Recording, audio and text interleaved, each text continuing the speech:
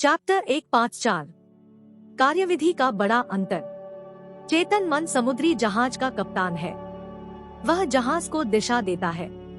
वह engine room के लोगों को आदेश देता है, तभी वे बॉयलर, यंत्रों और बाकी उपकरणों को नियंत्रित करते हैं। उन्हें यह पता नहीं होता है कि वे कहाँ जा रहे हैं। वे तो सिर्फ कप्तान के आदेश का पालन करते हैं। अगर कप्तान कंपास और बाकी यंत्रों के आधार पर गलत या दोषपूर्ण निर्देश जारी कर दे तो जहाज चट्टानों से टकरा सकता है। इंजन रूम के लोग कप्तान के आदेशों का पालन करने के लिए बाध्य हैं, क्योंकि वही बॉस है। क्योंकि उसे यह पता होना चाहिए कि वह क्या कर रहा है, इसलिए इंजन रूम के लोग कप्तान से बहस नहीं करते हैं या पलटकर कुछ नहीं कहते हैं। वे तो बस चुपचाप उसके आदेशों का पालन करते हैं।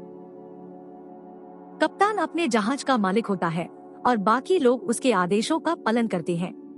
इसी तरह आपका चेतन मन आपके जहाज का कप्तान और मालिक होता है, आपके शरीर, आपके परिवेश और आपसे जुड़े सभी मामलों का।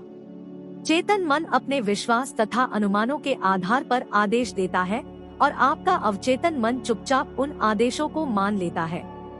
यह आदेशों पर सवाल नहीं करता है या यह नहीं पूछता है कि वे किस आधार पर दिए जा रहे हैं।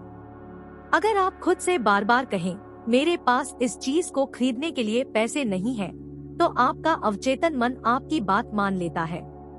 वह यह सुनिश्चित कर देता है कि आपके पास अपनी मनचाही चीज खरीदने के लिए कभी पैसे न रहें। जब तक आप यह कहते रहेंगे, मेरे पास उस कार, छुट्टियों, उस घर के लिए पैसे नहीं हैं, तब तक आपका अवचेतन मन आपके आदेशों का पालन करता रहेगा। आप जीवन में इन चीजों को कभी नहीं खरीद पाएंगे। आप सोचेंगे कि ऐसा परिस्थितियों के कारण हुआ है। आपको यह लगेगा ही नहीं कि आपने अपने नकारात्मक विचारों से ये परिस्थितियां खुद निर्मित की है।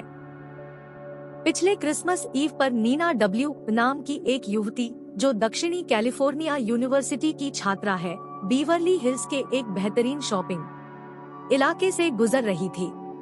उसके मन में उमंग थी। वह बफेलो, न्यूयॉर्क में अपने परिवार के साथ छुट्टियां मनाने जाने वाली थी। जब नीना एक दुकान के पास से गुजरी तो उसकी निगाह डिस्प्ले विंडो में रखे एक सुंदर स्पेनिश लेदर बैग पर पड़ी। उसने उसे हसरत से देखा, फिर कीमत देखते ही उसके मुंह से आह निकल गई।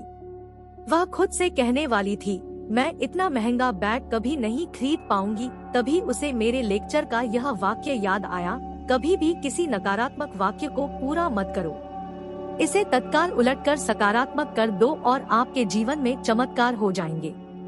कांच के पार रखे बैग को घूरते हुए उसने कहा, यह बैग मेरा है, यह बिक्री के लिए है।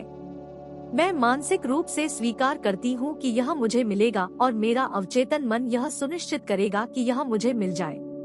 उसी शाम को नीना अपने मंगेतर से डिनर पर मिली।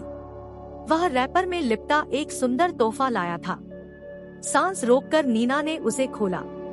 वहाँ पर वही लेदर बैग था जिसे उसने उसी दोपहर को देखा था और अपना मान लिया था। उसने अपने मन को उम्मीद से भर लिया था। इस तरह उसने इस मामले को अधिक गहरे मन यानी अवचेतन मन में पहुँचा दिया था, जिसके पास उपलब्धि की शक्ति है।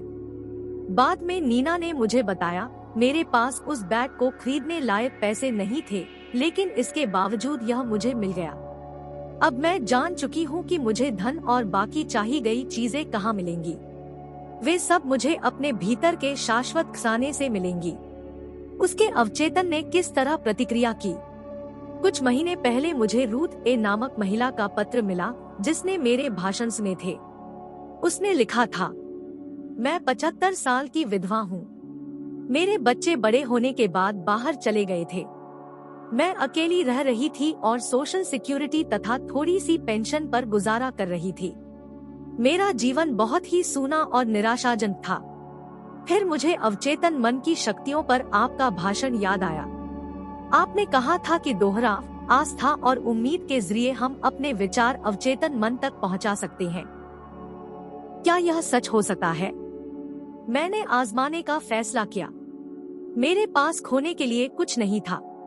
मैं बार बार पूरी भावना से दोहराने लगी, कोई मुझे चाहता है, कोई मुझसे प्यार करता है, मैं शादीशुदा हूँ और मेरा पति दयालु, प्रेमपूर्ण तथा आध्यात्मिक मानसिकता वाला है।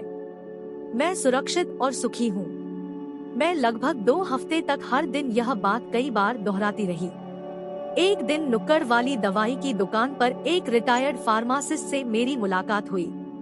वे दयालु, समझदार और बहुत धार्मिक थे। वे मेरी प्रार्थना का आदर्श जवाब थे। 1 हफ्ते के भीतर ही उन्होंने मेरे सामने शादी का प्रस्ताव रख दिया।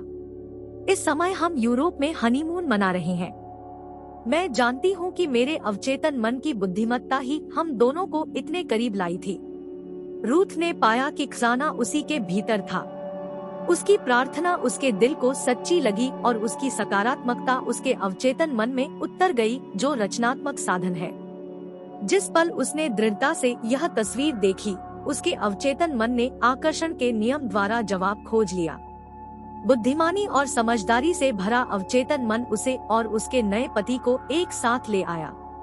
आप इस बारे में जरूर सोचें। जो भी चीजें सच्ची हैं, जो भी चीजें ईमानदार हैं, जो भी चीजें न्यायपूर्ण हैं, जो भी चीजें शुद्ध हैं, जो भी चीजें प्यारी हैं, जो भी चीजें अच्छी हैं, अगर कोई आस्था है और अगर कोई प्रशंसा है, तो इन चीजों के बारे में सोचें।